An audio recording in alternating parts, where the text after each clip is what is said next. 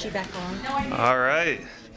Welcome, everyone, to our Monday, May 13th, 2024 regular work session board meeting. It's always exciting to see a bunch of faces in the crowd. We welcome all of our young artists tonight.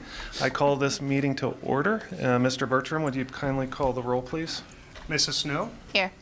Mr. Moore? Here. Mrs. Mulligan? Yeah, here. Mrs. Schreiber? Here. Dr. Urso? I'm here. Please stand for the Pledge of Allegiance.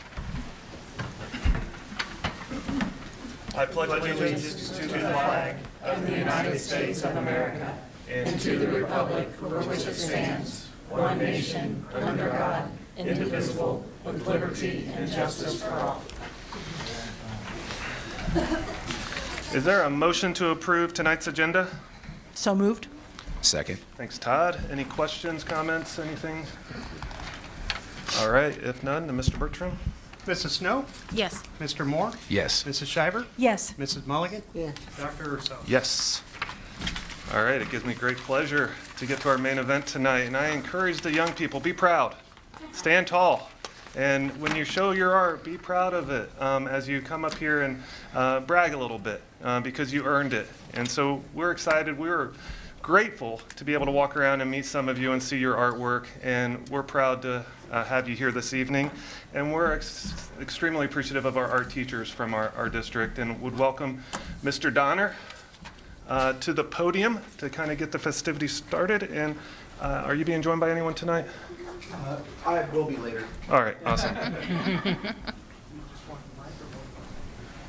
What? You can do it. No, I'll just come back. Okay. Sorry, I'm just getting some stuff situated.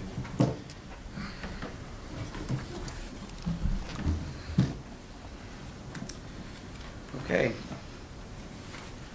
So I have to write down my thoughts. I can't do this for you all, so I'm just going to. Good evening, everyone. My name is Nick Donner, an art teacher at Amanda Elementary. I and the rest of the art department would like to thank the board for having us here once again to recognize the extraordinary talent of our newest inductees into the permanent collection. The work of an artist isn't glamorous, maybe for graphic design, but I don't know. Generally speaking, art making is craft work. You work with your hands. You cut things and glue things and paint things and build things, sometimes tear things down just to build something new out of their parts meticulously, all in the service of beauty and meaning. This is what our students are charged to do. In classrooms covered in all that paint and glue and marker and little bits of paper all over the floor. And there's a notable dichotomy at play when we observe where all this messy work ends up, in a gallery, in a nice frame, with quiet admirers studying but never touching all the little intricacies. Humble, messy work made precious. You know, you can get some great jobs if you're good in math. Reading is fundamental, we know this. But hard work in the pursuit of beauty, that's, for me, what makes life worth living. That's why art class rules. That's what the students here have done tonight in their own unique ways.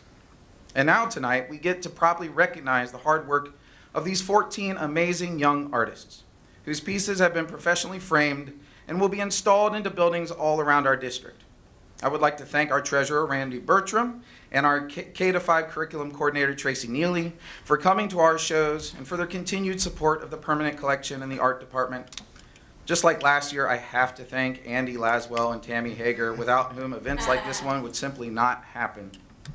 And I would, of course, like to thank our superintendent, Deb Hauser, who couldn't be here today, for her leadership and unwavering support of the arts in Middletown. Lastly, thank you, artists, for sharing your talent with us, and thank you, parents and loved ones, for nurturing and protecting their gifts that we're here to celebrate. All right, without further ado, we're going to call up the inductees. We have a slight change to the way we did it last year, teachers. There's an X on the floor. They're going to come up with you. You're going to hold your piece, get a nice shot on the camera, and then we're going to just kind of line up in like a horseshoe configuration for parents to take their photos and stuff. All right. Let's call them up. All right, first off, we had two students coming up with one teacher. And when you hear your name, students, if you're not with the teacher, just kind of squeeze out of those seats and go over with your teacher. We have a hand-tinted relief lighthouse on metal tooling by Amelia Hurley from Central Academy, and an oil pastel animal eye on black paper by Jesse Crinfield from Miller Ridge with their teacher, Lauren Spencer.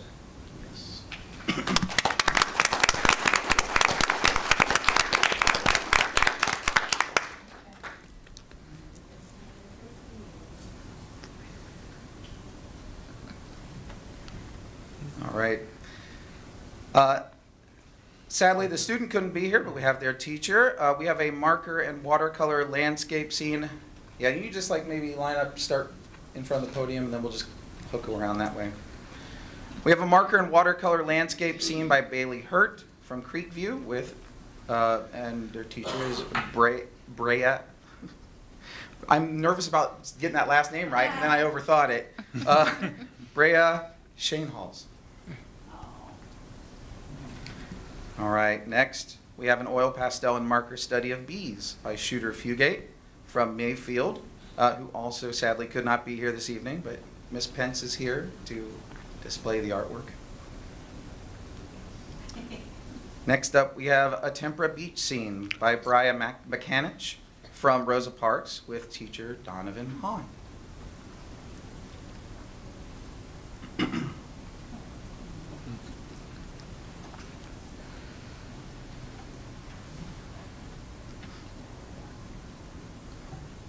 Okay, next we have a colored pencil perspective study by Anna Marie Banks from Wildwood with Jim Weir.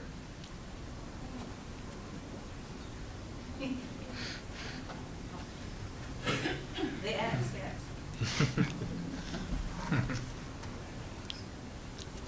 All right, next up we have a colored pencil depiction of Cerberus by Zaya Tabrone from Highview with Quinn Orr.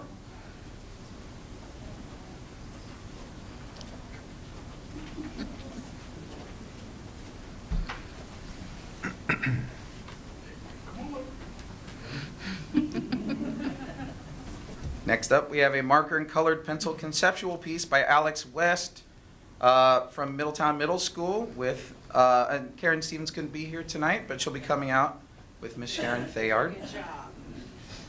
And Sharon Thayard, We can get our other kid. yeah, that's right. Sharon, you go ahead and stand out there. We're also going to get a portrait in acrylic by Tylee Lamford from Middletown Middle School with Sharon Thayard also. There you I have to squeeze into that X a little.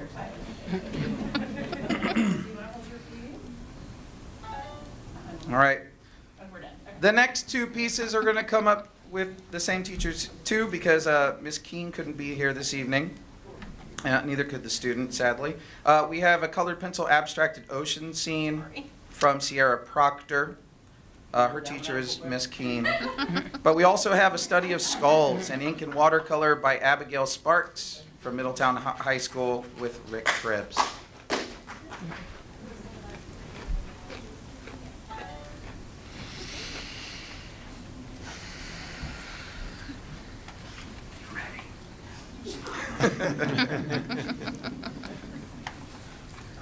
All right. Next up, we have a portrait in digital ink and paint by Caitlin New from Middletown High School with her teacher, Susie Tadich.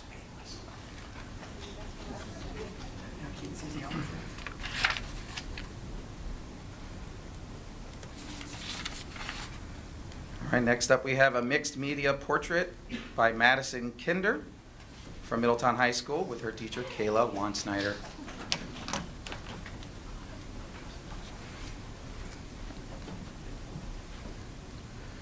And last but not least, we have a geometric abstraction in tempera and ink by Layla Dench from Amanda Elementary with me, Oh, I was gonna Mr. say. Donner.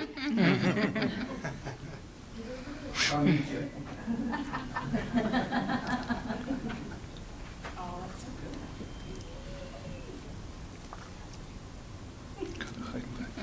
Let's go over here. Okay, and then parents, if you want to, grab a few snapshots if you want. A few more.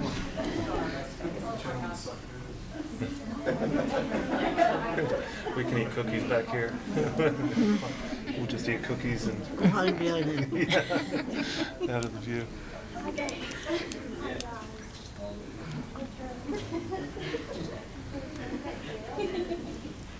Good job, guys.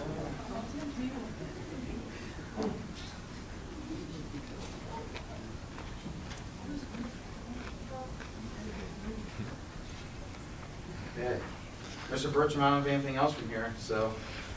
Well, Mr. Donner, thank you for setting all this up. I know it's a lot of work for you each and every year, but I could tell all the students and the teachers that the joy that this art brings us is just tremendous. And thank you, everybody, for coming.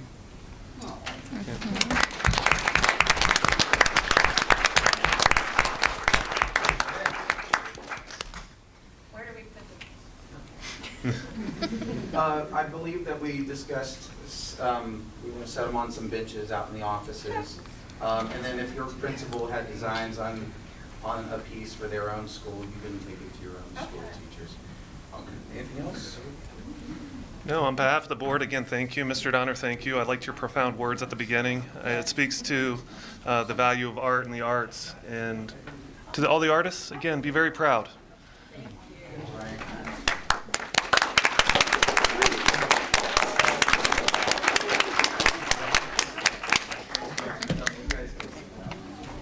They're going to get back to your meeting.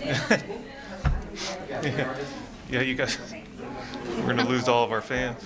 Yeah, absolutely.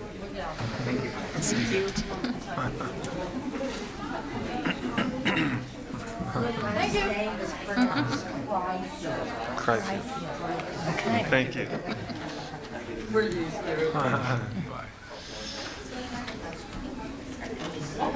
All right. Next on the agenda is the consent agenda. Is there a motion for approval? So moved. And a Second. Thank you, Holly. Any questions, things to highlight, any donations, anything of note to be discussed within tonight's consent agenda? No donations for this meeting. All right. Any questions or anything prior to voting? Nope. All right, then Mr. Bertram. All right. Mr. Moore? Yes. Mrs. Schreiber? Yes. Mrs. Milligan? Oh, yeah. Mulligan. I said Milligan. Mulligan, where did that come from? Sorry. Dr. Urso? Yes. And Mrs. Snow? Yes. Thank you. All right, under business services, we have one item. It is a standard design building agreement between Conger Construction and Middletown City School District for the transportation and maintenance facility. Is there a motion for approval? So moved. And a second, please? Second. All right. Looks like we have Mr. Stotsing here at the podium I'm to just here provide. to answer any questions and go through anything that you would like, just to kind of follow up with it. This is a follow-up to the board resolution that we did on 3/25, which gave me the general ability to go negotiate a contract with the Conger Construction Group. To do that, this is formalizing just the terms and conditions of that. There's multiple things in there. One of those is the payment of work that happens prior to us reaching what is called the GMP. We don't have that at this point. We're still negotiating that. What you are approving tonight is the base services agreement and the Exhibit B, which includes bonding and insurance. Exhibit A is the pricing proposal that comes as a second piece, which is where we put in the GMP, and it defines all the fees that will be associated with design services and with the construction manager. And we did have that as a conceptual budget of all soft costs of around 1.5 million, but those still are being negotiated as we go through this process and will not be determined until we have the full design scope to do that. I do anticipate that happening very, very soon when we go through to bring that back to you, but we do need to have the contract and the bonding and insurance ahead of doing the GMP, and we bring that back with an amendment. So that's what you're approving tonight. The opportunity at this point is we are still moving forward with all the things that are going on, And the next opportunity still has an off-ramp at this point that we can off-ramp if we decide to not move forward at the next phase, which is when we bring back GMP and that pricing proposal. So hope to have that very soon. When you talk about off-ramp, what options would we have at that point, considering we're bound by certain dates for ESSER expenditures? Correct. It would absolutely be that we would move on with the project, which, based upon the March 25th meeting, we brought back direction from the board as far as moving forward with designing one option, which was the full consolidation. If you recall, I brought option A and option B. One was being that we would have just the transportation facility without maintenance. Option 2 was the consolidation option, and that is the one that we're moving forward with on design at this point. We will bring that back, and at that point, that's what the pricing proposal will be based on. And it's a quick time frame. The ESSER expenditures have to be expended very, very quickly prior to September 30th of this year. We are on target to do that, to make that occur. Feel very comfortable with that. There is discussion about a potential expansion or an extension of that timeline, which would ease some of the pressure. Not concerned either way as far as us moving forward with doing that. But with the next option, it's going to come back to you essentially as a go or no-go option with that pricing. I guess that's my question, though. If down the road, you said there's my understanding is off-ramp means that you can go in a different direction. Am I interpreting that correctly? What do you mean by off-ramp? So it means that we would not move forward with the project. Okay, so there would be no other options with that Correct. project outside of either doing it or not doing it? And that's- Not a scaled-down version, no other options within that? Correct, and that is really a function of the timeline that we were given in going through this. It was very, very quick to not have multiple options, and the design cost. We know that just design cost alone in this is at least in the $500,000 per option of design going forward. So if we would do 2, that would increase that cost proposal. And I know that the overall direction of the board was to keep it at that 10 million number, which was proposed on option 2. We do know that there is a design variance that we are going to be asking the city for, which will come as the $10 million option, and that design variance is what will come back. Those two pieces are really where we're targeting as far as on the design build at this point. So the option coming to you is going to be the full scale 10 million. It will not be an option to scale down just because of the timing is not there to do that. And so I misunderstood at our last meeting when we discussed this that there were 3 options, and I think and maybe I heard things differently than my colleagues did at that time in regards to what we were voting on. I tried to be very clear. I think I repeated the question multiple times in that vein, that we would have opportunities down the road to reconsider the full scale and consolidating maintenance within the bus garage, or keeping that as a separate entity at the high school. My understanding now, sometime later, and now with shorter time, given the limits based upon ESSER, that isn't the case. The case is now it's either the 10 million consolidation project or no project at all. Is that? That is correct, and there's just not an option to be able to scale back and design both of those buildings. You mentioned quickly that there could be extensions within ESSER. Did they indicate when we would know and how long that would be? So other states have stated that that they've published that out, other states meaning Indiana. So there's talk right now that they have the ability to extend certain portions, which would include building project portions and would include anything that goes along with building infrastructure, extending that for a 12-month time period. Okay.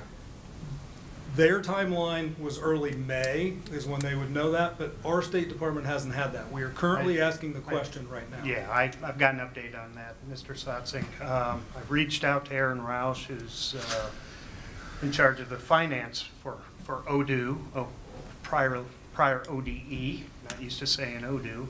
And he did respond and say that Department of Education is working with Washington to try to get that same extension that Indiana is working on, which would allow services, only services, no personnel costs, no supplies, things like that, just services, I think it's for construction purposes, to extend the payment date to the end of fiscal year '25, which would give us till June 30th of next year. So But no obligation, so the same obligation time frame has to be done by That's then. exactly So we would right. have to make that piece, that decision on what the project is by June 30th.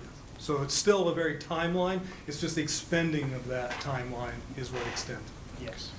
So it would not allow for any additional options, in my opinion, to go through to make that work. Because we still have to have a contract in place, everything done, including the GMP, before June 30th. That's still the same timeframe. And Mr. Rouse said the department hopes to have an answer and something to us by the end of May. Nothing definite, but they're hoping they can. So in 2 weeks? Yeah, Right. it'd be about 2 weeks. 2 whole weeks. Boy, it's going fast. And everything with this whole ESSER piece is coming at you fast, and I do realize that. So that's what's before you tonight. Well, I agree with Chris that I didn't quite understand. I think this is a new model that we followed this time, and I was under the impression the same as him. However, I'm in favor of the whole project going on. I'm very comfortable with Conger Construction. I think they did good work for us previously, and so I feel comfortable with them. And I would hope that we're going to be able to not infringe upon a school year too much. I mean, it would be nice to have this finished, you know, even if things were, payment time is extended. I was hoping we wouldn't have to be in the middle of, or the ending of this when a school year gets underway. So the overall construction schedule still is 2025, of June of 2025, anticipate that happening. The ESSER portions would occur much faster than that, and we'll continue that process. That will still happen. Even if the extension were still going to do that, it would just ease the timeframe slightly. And I do understand there was a bit of confusion when the options were presented. Certainly I'll take responsibility for that, but the timeline, my expectation at that meeting was we really need direction because there isn't time to do multiple options. So, and if that didn't come across clear, that certainly I'll take responsibility for that. I have zero concerns with Conger Construction. Hopefully it's warranted because they've done a lot of really good work in our district. I think the essence of my concern is just the allocation of $10 million towards that one project when the essence of ESSER in many ways was to have that money directly impact, not that busing and our bus drivers don't directly impact our student and student learning, of course they do, but whether it be preschool or some type of education experience, in my mind, and I think in just practical terms, there's a more direct link to that ESSER dollars and how it impacts student growth, student learning long-term in our district. And so where I agree that the bus garage is a concern, we went there. It's very obvious that it needs some updating. I'm concerned by just the consolidation, adding $2 million to that project, understanding that initially this allocation was going to go directly towards a preschool building at the Sunny Hill Community Center, and then to see that whole pot being directly towards an entirely different agenda item. If preschool was important when we're going through that conversation for the preschool, when did it change to not become as important when we're doing this project? And so in principle, again, I get the bus garage. I see it as a priority.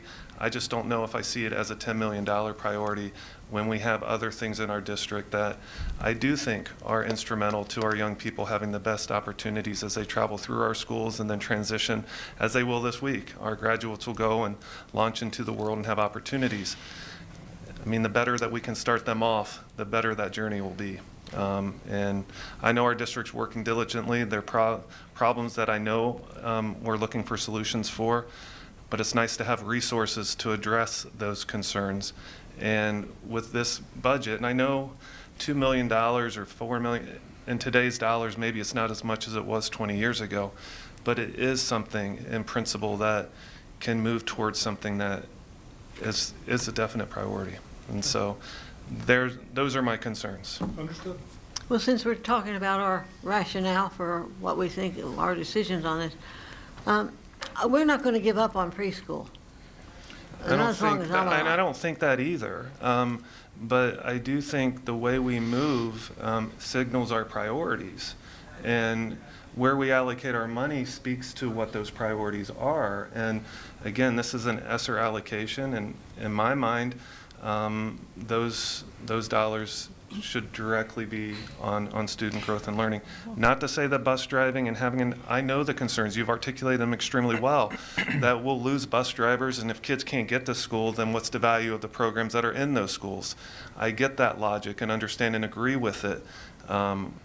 I also understand that some of what we're doing with within this project seem to go above not the minimum. I don't think this project was looking at a base minimum. It's going even beyond that, and so those are my I wasn't accusing you of giving up no, on nor preschool. do I think that. It, I always But there are some things, well, first of all, it's my understanding that we had this in our back pocket, this business of needing to do something about the bus maintenance and storage. And so it was available for us to grab onto or lose the ESSER money. correct. Now, I'm glad we're not losing the money. And I've thought ever since we knew we were getting the ESSER money that I hope we will use it for something that it will be permanent, that will be lasting, that we didn't all just like blow it on, something that flash in the pan and gone. Well, this is looking to the future. Who knows when we'll be having to have electric buses and places to plug. I mean that's not going to happen soon, but we need to look at the future. And we're going to save money on not having to pay for storage space. And we're going to be better stewards of our money in that with the maintenance the way it is, some of the things stored at the high school and things, okay. So we have people who have good salaries who are spending some of their time on going back and forth, picking up drills and whatnot. Well, I don't know what the whatnots are. I'm very unschooled in this, but it's picking up Nuts and things. Now, so, somebody with a handsome salary should not be spending their time doing something that could be done by a monkey or, something that can just transport things. That wouldn't be a monkey, but anyway.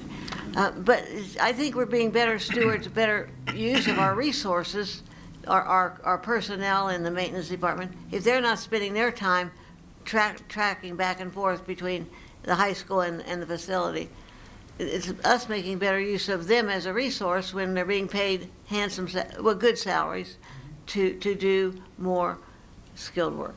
And I know, and I listen to those arguments too, and it's not to discredit them, but it's hard to evaluate and measure that. A lot of that is just kind of more ambiguous in my mind in terms of the savings, how much time.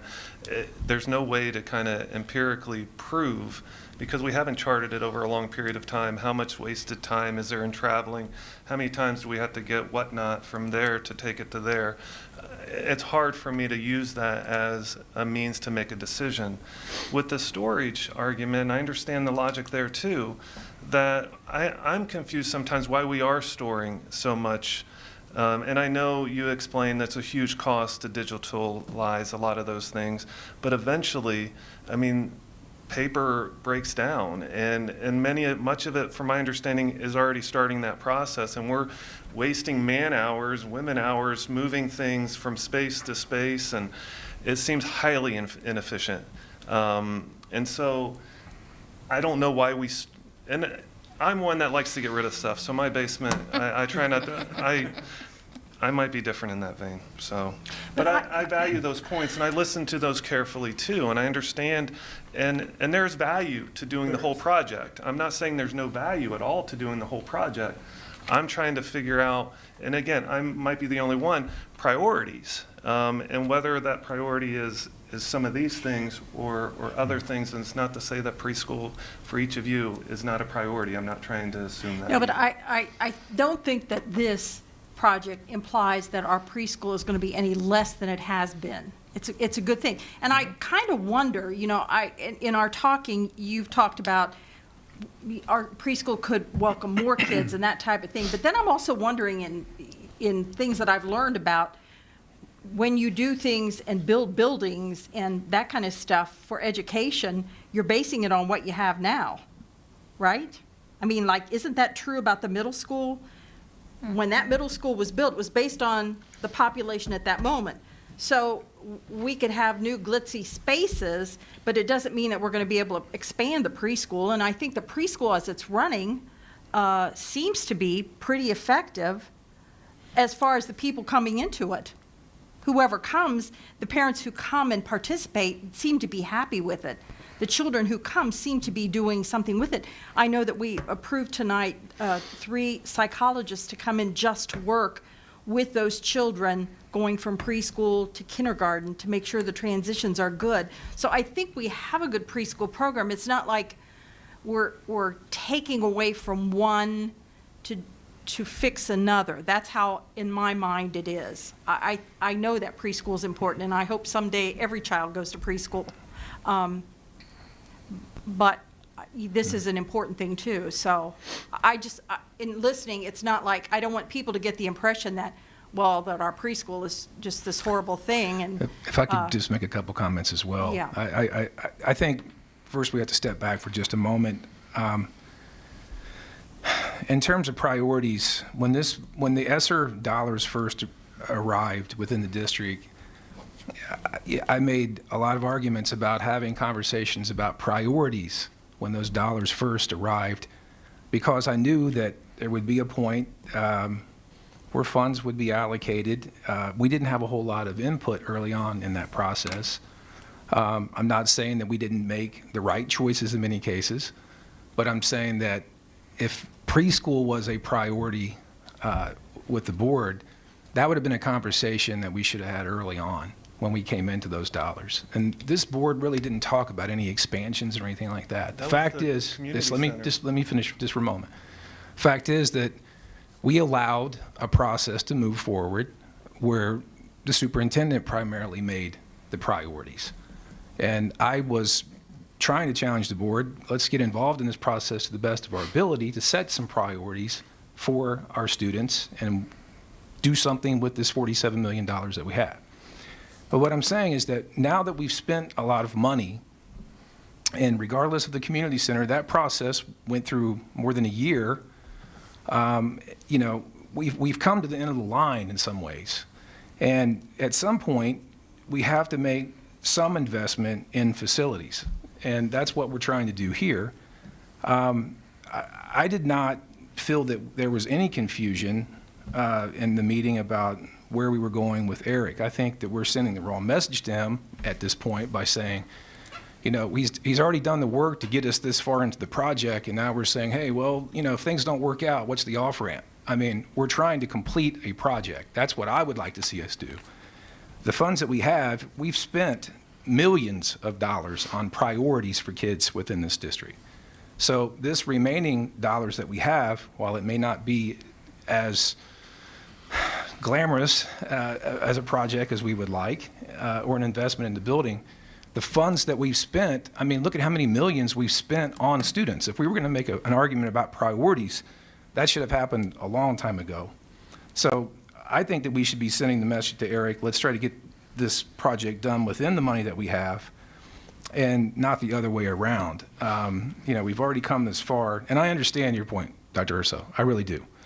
But at the same time, this has been a neglected part of our facilities for a very long time. And we have the funds to finally solve this problem, and I'm hoping that we can just bring this project to conclusion. So that's all I have to say.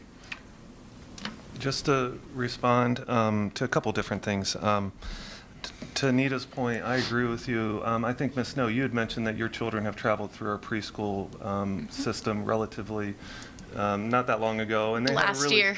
a really good experience. Yeah. And it's to the point that it's the people more so than buildings. We can build nice buildings, but people, the teachers who we had in here a little while ago, that are a testament. Listening again to Mr. Donner speak about the value of art gives you an idea of the quality of people that we have. My concern was that within our building plan, our maintenance plan, that the preschool wasn't even mentioned within that.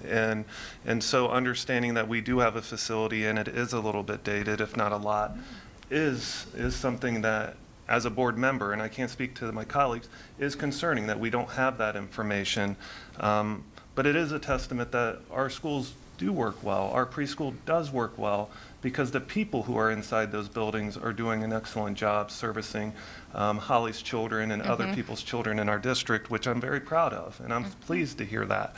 To your point, Mr. Mortot, when we look at priorities and setting priorities, it is my understanding, and again, what I hear sometimes, and it's just part of being human, I might hear, we all hear it may be slightly different, that when we allocated monies towards the Sunny Hill Community Center and a preschool, it was my understanding that identified a priority, that our actions as a board to be a part of the committee, to direct myself and others to be on that committee, to charge that group to constructing a space that would provide opportunities for generations of young people.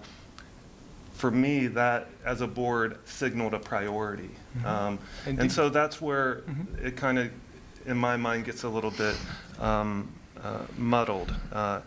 But again, I know that we're a board of 5 people, and I'm not going to be mad, frustrated, whatever direction the board goes. And I don't want to make you sound bad and that your priorities aren't important priorities.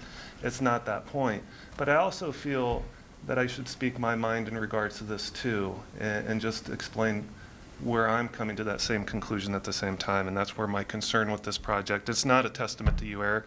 I tried to mention you multiple times that I value you as a neighbor, but more importantly, as an employee of Middletown City Schools, and I think you do wonderful work for our district. But with this project, it's just a hard one for me to kind of wrap my arms, $10 million of arms around. $8 million, maybe. 10 million, maybe not so much. So, like, I just wanted to say a few things. Like, I obviously wasn't here for the beginning of the ESSER funds. I'm coming in at the very tail end of things. I think where I'm seeing, like, correct me if I'm wrong, Eric, the confusion in this was, you know, we needed to send them the direction that they needed to go. But I think where we're thinking of off-ramping is it was also addressed with that GMP number and saying, hey, if they come back and it's over $10 million, then we can scale down amenities to get within the budget we need to get to. But it still needed to be that particular option, but could be scaled. The amenities could be scaled down to get to the number that we needed to be in that option, correct? That is correct, yes. Yeah, so I think that's where that confusion was we thought we could still, like, some people may have thought, oh, we can scale back to option B, and that's not the option. Like, that wasn't an option. It was we can scale back certain things to be able to get within this number and this budget. So I understand where that confusion came from, but I get where the differences is. You know, I mean, I definitely see your point, Chris, like 100%. Like, you know, our preschoolers and our little people are the future. Like, I totally get that. Given the timeline that we've been given and where I've come into things, I feel like it's one of those, do something to benefit the kids, and the busing will benefit the kids. Do something versus giving that money back. Why would you want to just give back money that they, you know, and we're on that such a tight time frame that's kind of what needs to be done.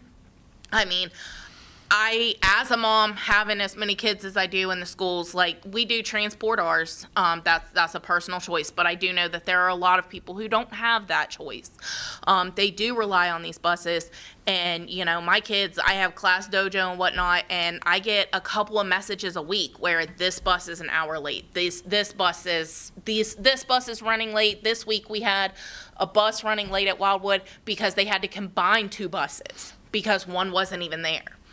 And for parents who, you know, I mean, obviously, like my phone, having my kids, I'm always in it, but there may be parents out there that don't get that notification right away, and they're standing at a bus stop wondering where their kid is because of the lack of what we have in the resources. We don't have all the bus drivers that we need to have because, frankly, the facilities aren't great. I mean, I wouldn't want to be a bus driver for a school district and have to come back from a football game and use a porta potty. Like, I just wouldn't. That would just kind of be a no-go for me. And so I really do feel like it's, you know, the building is old enough and it's at that point where we can't neglect it. Not saying that it has been, but can't be neglected further. It needs to be updated. It needs to be taken care of. And I mean, I agree with you, Chris, on the storage. Like, that blows my mind. I'm also one that doesn't store stuff. My husband's one of those, if it's not used in 6 months, it's got to go. But we don't have the time nor the money to digitize that stuff right now. And I just don't see us continuing to pay for public storage, and then also knowing that, you know, it being public storage, there is someone of the general public that has a key that can access all of those school files. Something about that just doesn't sit well with me. You know, I don't know if everybody saw it, but recently there was a Journal News article about our busing situation. Literally about a parent that went to the Journal News upset about our busing situation because their child couldn't be found for an hour and a half because their child got put on a different bus and it wasn't communicated to them. And so they called Bus Garage and got transferred to school, and they kept bouncing them around to try to find this child. And I really feel like we need the facility and the updated technology and all of this stuff to get these kids in and out and bring in more bus drivers who might take things more seriously. So. Just a couple last points, and then I don't want to beat a dead horse No, here. Never in my mind would I even consider giving money back. I don't think that's the essence. And I want to make clear, too, that the bus garage, I think it's unanimous in terms of it being a priority. The consolidation, the $2 million consolidation, I think is where I'm finding a little bit more of an issue. I get to where busing needs to be improved, and your talk about the restrooms, et cetera, yeah, it's been heard and understood. And so it's the consolidation piece. It's not anything more than that. And I do think, Eric, you've been mindful to the contract with Peterman, and I know there's technology that's being implemented to help rectify a lot of the concerns that have been identified by the Journal and others. There's a couple comments I would make on that. And I do know it's not just isolated to Middletown. I know neighboring districts are going through a bunch of different issues that are, I think, even much more severe than Middletown, canceling routes altogether when we've been able to satisfy those things. Is it perfect? I don't think any of us, nor Eric or even Peterman, would argue that things are perfect. And inconvenience is inconvenience, and we would hate to inconvenience people if we can control it. But yeah, I'll let you speak if you would like to, and then I think we're ready to kind of vote on this. Just do a couple of comments. I do think there's some really exciting things coming from a technological perspective, including in the building and outside of that, which is going to allow real-time communication of those types of combining of routes. One of the things I would like to tell the board is, yes, the article was out there. There are some things that aren't perfect, but we are addressing those. The one thing that I would like to say is that there is a national driver shortage right now across the country. And one of the things that I am proud to say that all of this past year, of all the routes that go out, we have not canceled one single route throughout the whole course of the year. And we have combined, moved, done all of those things in order to make sure that we do get kids home safely. So they are on the bus. They may be a little bit later as far as to do that. And based upon our current systems, it's not easy to communicate that. But wait till next year. We've got some really exciting things coming that I think are going to make some things work through that. And we've been building this last year on a whole new system of routing, which includes updated cloud communication and a variety of things that go through with that. So it's very exciting. Changes are coming, much needed as far as with the upgrades that are happening at the transportation facility. And with the storage, there's always going to be things that we do need to store in that regardless. One of the things we do need to be nimble as far as moving, like we have lots of movement next year because of classrooms going from different places. So we store a lot of furniture there that needs to go from place to place to place. So there's always going to be that need in order to do that. But, you know, having it in-house certainly makes that easier and better and more secure. So that's all I have to say. I think I addressed all those points. Thank you. Any other questions, comments, insights? I just think we're really lucky that we had this opportunity to do this, because had the land been sold to somebody else, who might not have wanted to lease it to us at, well, the $36,000 a year that we've been paying is enough. But we could have been, we'd be in a very hard spot. There's enough trucks parked all over Middletown that we don't need to be parking school buses all around Middletown. True. I think it's a service to the community that we're doing this. Thank you for the time. I really do Thank you. appreciate it. Yep, thank you, Eric. Mr. Bertram? All right. Mrs. Mulligan, Yes. Mrs. Shiver, Yes. Dr. Urso, Respectfully, no. Mrs. Snow, Yes.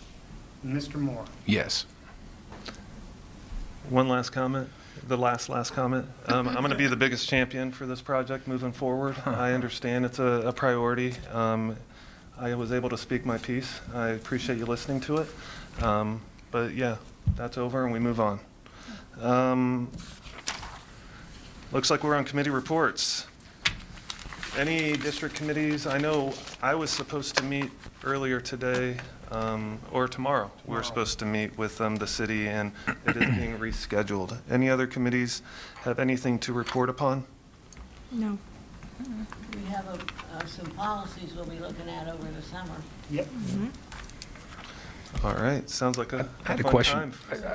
I had a question about policy committee. I was just going to ask if there was any way with the issue 2 passing with medical marijuana and recreational marijuana, that issue in terms of our drug-free workplace, that there could be some additional work. I looked at the board docs, and it looked like some of those had not been updated since 2015. I think it's time, considering that the city of Middletown is also talking about expanding medical marijuana and the recreational marijuana issue as well, which is coming soon to Planning Commission. So that'll be something that I'll be talking with the board more about soon. But in terms of our policies for a drug-free workplace, I would ask that we start to look at some of those policies, since many of them have not been updated. Will do. Thank you for that, Todd. If there's nothing else within that, we'll go to Board of Education reports. And Ms. Snow, anything to report this evening? Just that I really did enjoy my time this week at, actually, I think it might have been last week, at Midi Olympics. My daughter got to participate in that, which was huge. We absolutely adored being able to see her do that. Love seeing all of the kids being able to participate in all of that. You know, every kid of every different ability being able to get out there and do what they wanted to do. And I cannot thank our sponsors enough for what they put into that for all of our kids. Absolutely. Thank you for that. Mr. Moore, anything to report? I just wanted to say congratulations to Dr. Urso and Mrs. Snow. Both of you have kids that are graduating, and that's just around the corner. That's a big day. It's also a big day for parents. Yeah. It's a lot of work. So I know how hard that can be on a day-to-day basis, being a dad and mom. So congratulations to both of you, and it's a wonderful accomplishment. Thank you. Thank you. I don't know if my microphone is working. No, I don't think it is. I also attended the Special Olympics, and I was most impressed with the kids who came to help the special needs kids. I thought that was amazing. I just love that part. And I don't know how many of them were there, but there were a lot. It seemed like there were a lot. They were very supportive of their peers.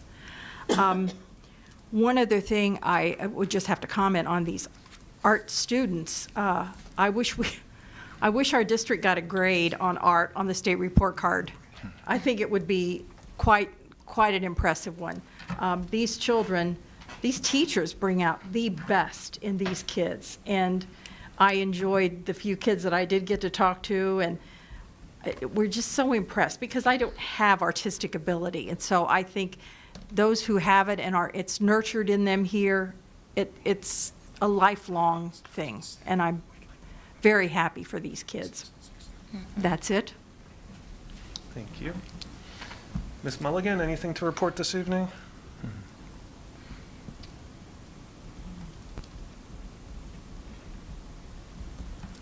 Graduation is Thursday. How can that be? I know. Well, other than worrying about graduation and not that I don't worry about it, but I always cry. And so I'm looking forward to it. Hmm. I'll join you in crying this year. It's kind of hitting me this week. It hasn't hit me this week, all year, with Evan being a senior. I appreciate your kind words, Todd, and congratulate you too, Holly, on your graduate also. Want to echo my colleagues on Midi Olympics. It's a wonderful event.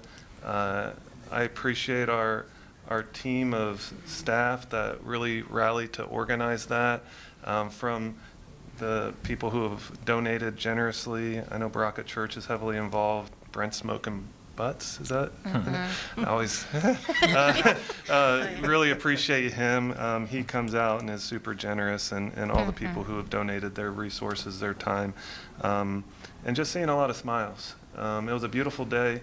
It's a beautiful facility, testament to the people who make that happen. But mostly it's just beautiful kids running around, smiling and being kids. And so I really do enjoy that opportunity. And thank you for your efforts with that and inviting us and making sure that we're well aware. So thank you very much. The senior award banquet was wonderful. It was nice to see young people stand up, be proud, and accomplish a lot. I enjoyed attending that and congratulate all the seniors who are well-deserved in their awards. Went to some band concerts. Our bands crush it. Our arts, just in general, whether it be the visual arts or music or physical activity, they're well represented in our district and they do extremely well. I'd like to congratulate all the spring sport teams and athletes that are finishing up seasons. I know our track team did really well. Our volleyball team did really well. Our baseball team plays tomorrow against Loveland. Hopefully I can report back that was a good night. It'll be a challenge. They have some good players on Loveland, so we'll see how that one goes. I'd like to thank Ms. Mulligan for coming and speaking to the retirees at the retiree luncheon. I heard you did a wonderful job. And it's always nice to congratulate people who have served our district for such a long time, impacted so many people. I mean, my parents are educators, and you go through Kroger's and you see people on a daily basis that come up to you that you don't always recognize because they were 5 when they knew you, and now you kind of look similar, but they look much different. But you know that you've had an impact. When I hang out with my parents and I see people who come up and congratulate them or say hi to them, and I know all the retirees will enjoy that gift for years and years and years, because it is that, the ability to impact others. The last thing I'll say is that I was able to attend CBI's breakfast last week. CBI does great work for Middletown, and part of this summer they'll offer opportunities for our young people to have a safe, productive place for them to congregate and be around young people and have fun and learn.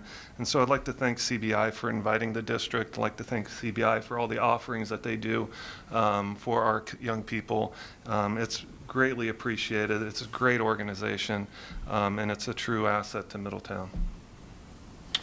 Mr. Bertram? Yeah, again, I'd like to thank all the art folks. Growing up, I was terrible at art. Someone else, Anita, you mentioned you can't create it. I can't either, but I can buy the heck out of it and appreciate it even more. And I actually requested one this year from Amelia Hurley. This really means a lot to me, being from the Great Lake and Marblehead Oh, that's wonderful. Lighthouse. And I'll hang that proudly out in the hallway or in our office on the other side there.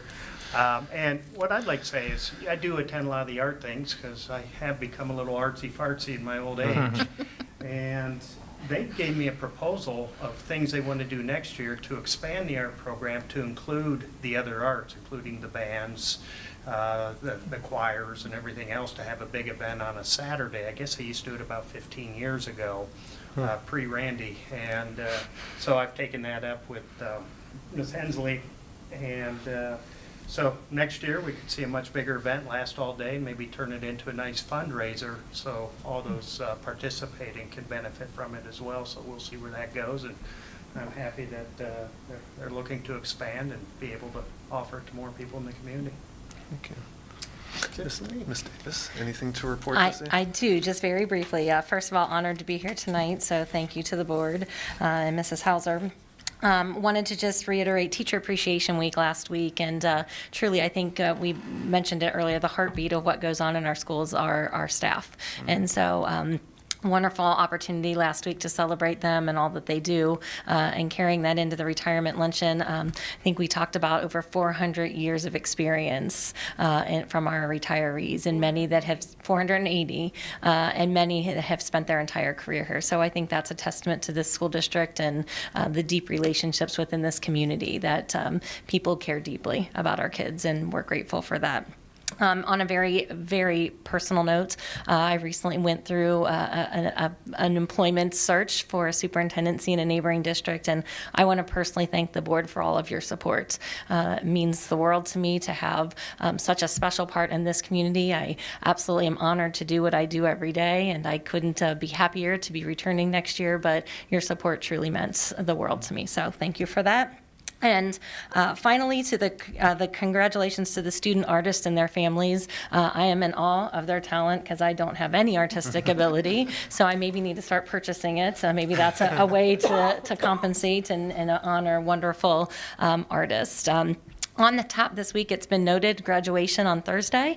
It will begin at 7 p.m. The weather looks to be wonderful, perfect, but in the event that we would need to postpone, the rain date is Friday, and we look forward to welcoming the board between 6 and 6:30 for the event on Thursday. So we are looking forward, always one of the most emotional events of the year, no doubt, to watch the culmination of such wonderful experiences in our schools. So we look forward to having the community out, and certainly families, and congratulations to both of you on your graduates. So, Thank you.